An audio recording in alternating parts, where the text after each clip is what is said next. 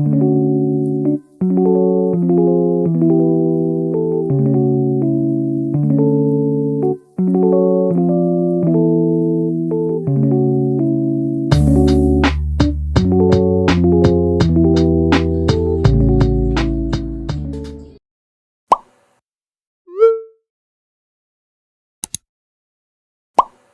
papunta kami ngayon sa studio kasi magpapapicture kami, magpa-photoshoot kaming family. Sobrang tagal na since yung last naming photoshoot as a family dito sa studio na to. As in, dito kami nag-photoshoot nung first birthday ng anak ko. And ngayon, magpo 4 years old na siya.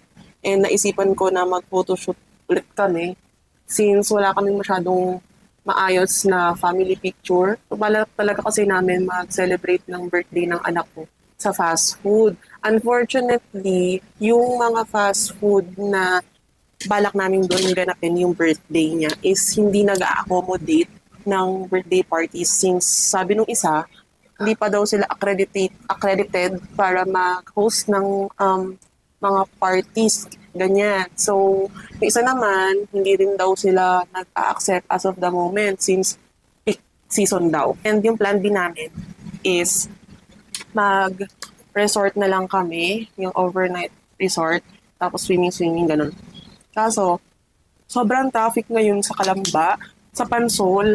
So, parang medyo nakakatamad na pumunta doon. And yung birthday kasi ng ano ko is malapit na nga sa Pasko. So, as of today, inisip na lang namin na mag-staycation na lang. Parang hotel staycation na lang kami. Pero hindi pa namin sure kung saan, kung magmamanila kami or Tagaytay. Anyway, yung time is 1:25 p.m. pa lang. And yung shoot namin is 4 p.m. And need na 15 minutes before the shoot is nandun na kami sa venue. But maaga pa naman, nag-check ako ng maps and parang 45 minutes makakarating naman doon sa venue. So, okay naman since 1:25 pa lang. Kung gusto namin makarating doon ng mga 3:30 or 3:40, kailangan makaalis kami ng mga 2:45, ganun, or 2:30 p.m. Naglit lang naman yung shoot, parang 30 minutes ata yung shoot na yon. So, 3 yung shoot na rin naman yun. Siguro magte-take na lang kami doon ng solo photo ng anak ko para meron lang siyang pang solo photo na updated. Kasi bagong gupit na siya, nagupitan na siya dun sa school nila. Hindi ko pa pala sa inyo na-share na currently nag-school na siya since sobrang dami talaga nangyayari this past few months sa buhay namin. And hindi ako makapag-share. And eto nga ngayon na may sakit ako, inuubo ako and feeling ko one of these days papunta na siya sa sipon kasi medyo masakit yung lalamunan ko na may something na parang pag lumulunok ka, may something masakit, ganun, may parang nakabara. So kapag ganito kasi, ang nararamdaman ko, magkakaroon na talaga ako ng sipon. And alam mo ba, sobrang tagal ng ubo ko na. Like, una, sore throat siya na wala akong boses, literal. And kapag kasi ganun, alam ko na magkakaubo ako.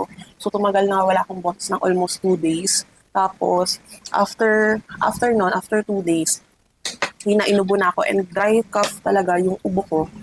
Wait lang, nahanap ko yung sponge ko. Ayan. And dry cough talaga yung ubo ko. So, ang hirap kasi mas bet ko yung ubo na may, alam mo yun, kesa sa dry cough kasi sobrang hirap talaga. Like kapag umuubo ka, parang ang sakit talaga sa salalam mo. And yun nga, parang ang dami nagkakatrangkaso din ngayon dahil sa panahon kasi kapag morning, mainit, ayan, and then kapag afternoon, uulan na. Eh yung pasok ng anak ko, is panghapon siya. So technically, naalis kami sa bahay around parang mga 10 or 11 a.m. So maaga pa. And then, darating kami sa school na ng mga 11:30.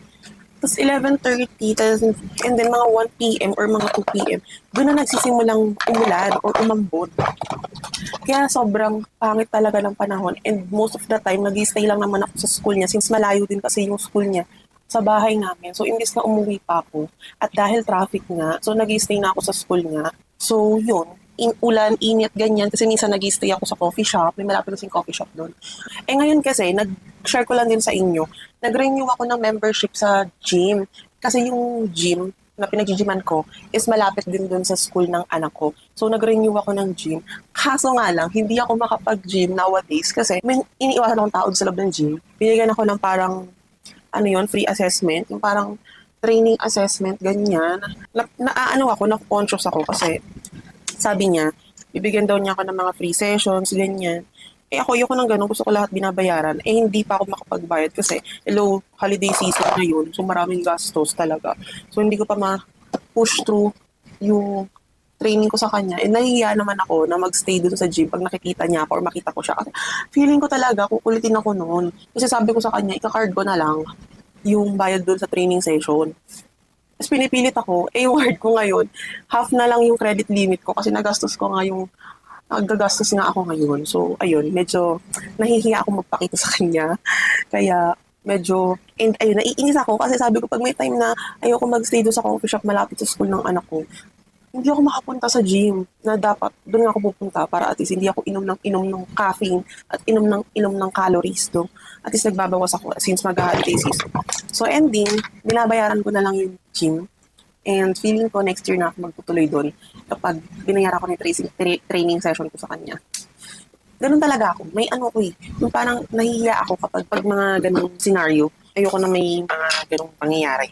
Parang gusto ko pag may nakausap ako, gugong ko na. So, medyo clean girl lang yung makeup natin. So, gagamitin ko itong Pretty Fresh palette ni Jelly Eugenio, which is mine naman. So, this palette is already a complete set as in, mabubuo mo na yung face makeup mo using this palette alone. Kung beginner ka rin, medyo mas okay din to since yun nga, complete na siya. Meron siya eyeshadow na yan at brown, which is good for everyday look. And then may shimmer na din siya here. It's like champagne shimmer, which is nice kasi look at that. And then, see that? So nice. Ang ganda ng pagka-shimmer niya. As in, and onti lang yung fallout niya, guys. So lately, medyo may nahihiligan ko yung mga bold lips or mga red lips talaga. So ngayon, may tatry tayo na lip combo. So I have here this L'Oreal I Win 666 yung shade niya. And let's appreciate first the packaging of this one. This one, ayoko siya talagang gamitin kasi sobrang ganda ng packaging. It's very elegant. And tingnan niyo yan, guys. Ang ganda nung pinaka-tip ng lips niya. So, ito yung gagamitin kong base or ililip line ko. And then, ito yung itatap natin. Itong Ooh. Ooh. Ang ganda ng pagka-red niya. Ito palang ang ganda na. I'll just use my lip brush para mapantay lang yung pigment sa lips ko. Pwede nga mag-stay na ako dito but I want more bold lips. So, papatungan natin siya nitong Lero Paris.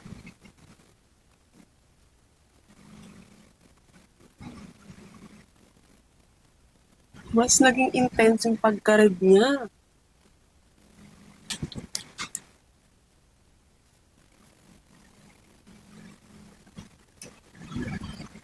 Ganda! Ayan, and then I'll just finish my makeup look using this Get Ready With Me na matte setting spray. And then tapusin ko lang yung hair ko. Ayan, so ginanyan ko lang yung hair ko sa likod. So medyo slick lang tayo. Pretty ko talaga. Like, I love my makeup right now. Super ganda ng lips ko. So, bis na ako kasi paalis na kami. And ang time na is 2:06. Ayan. So, kunin ko yung damit ko. So, ayan. Ito yung susuotin ko. Pare-pares kami ng damit ng anak ko tsaka ng asawa ko. And akin, itong short sleeve. Sa asawa ko na lang yung long sleeve. And, yeah, mag-skirt na. Hindi ko lang kung mag-skirt ako or mag-pants ako. Anyway, so ayun. Update ko na lang kayo pag nandun na kami sa photoshoot. So,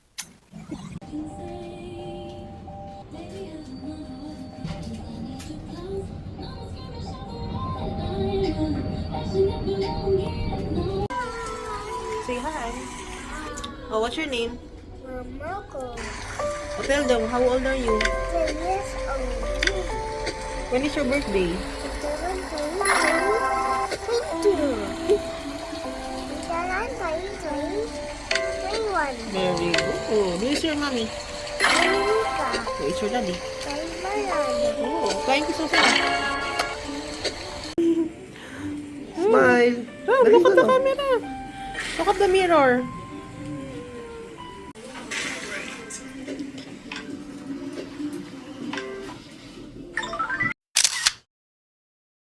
Start na tayo. Okay. Oh,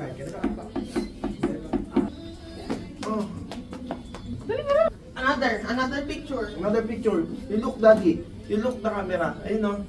Come on, sit down lang. Dali na. In count of 3. 1, 2, 3. Okay? 1, 2, 3. Saan pa? Yun na, yun the camera, okay? 1, 2, 3. Sit down. Oh, come on. Run time for sitting. Okay. Later, pupunta tayo ng Tom's World. 1.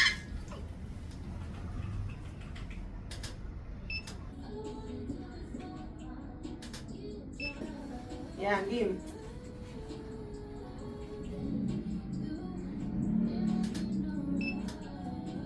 Look the camera. In 1, Papogi ka, papogi. papogi. 1, 2, Sa camera. 3, go. Thank you. Parang ano si Rom. Dalawa lang, baby. Come on, sit down, come on. Aray. Sit down, tayong dalawa. Hmm. Look at the camera. Yan na. What do you want ba? Yan, yan, yan. Oh, 1, 2, 3. Wait lang, nauna. Okay, 1, 2, 3.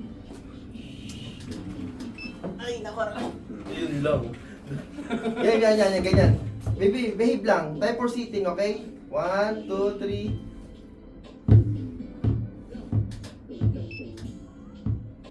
Baby, ah.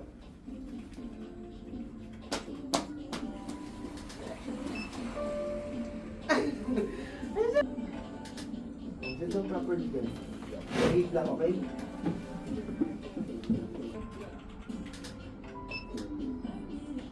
Isa pa, isa pa.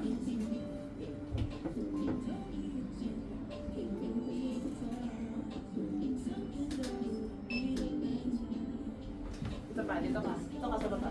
Upo ka dyan. Yes. Wait.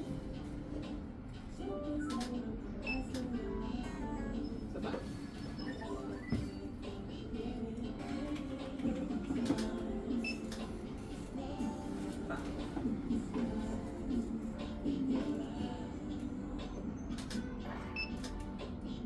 Shake sa'yo, shake.